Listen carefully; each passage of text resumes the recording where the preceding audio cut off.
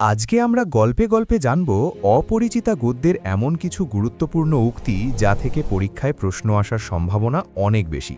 চলুন গল্পের মূল কথাগুলো সহজভাবে বুঝে নেওয়া যাক। প্রথম উক্তি, মেয়ে যদি বলো একটা খাসা মেয়ে আছে। এই উক্তিটি অপরিচিতা গল্পের অন্যতম চরিত্র হরিশের। হরিশ কানপুরে কাজ করে। সে ছুটিতে কলকাতায় এসে অনুপমের বিয়ের প্রসঙ্গ তোলে। অনুপমের কাছে কল্যাণীর রূপ ও গুণের বর্ণনা দিতে গিয়ে সে এই কথাটি বলেছিল। মূলত তার এই একটি বাক্যই ছিল গল্পের বিয়ের আলোচনার মূল সূত্রপাত। দ্বিতীয় উক্তি, মন্দ নয় হে, খাঁটি সোনা বটে। এই উক্তিটি অনুপমের পিঠতুতো ভাই বিনুদার।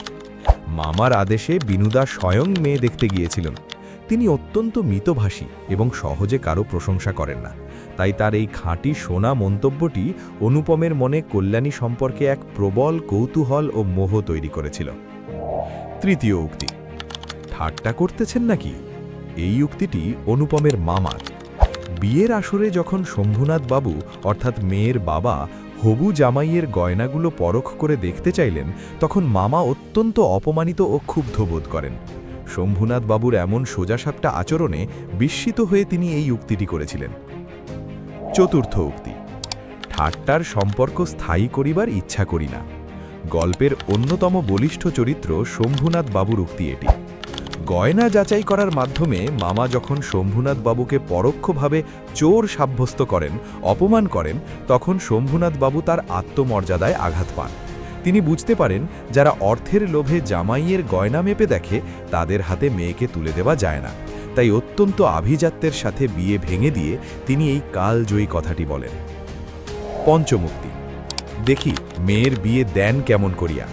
এটি গল্পের প্রতিবেশী বা সমাজের সাধারণ মানুষের উক্তি।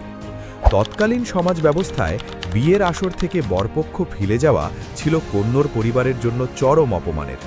শম্ভুনাথ বাবু নিজ থেকে বিয়ে ভেঙে দেওয়ায় সমাজ সংক্ষুব্ধ হয়ে ওঠে।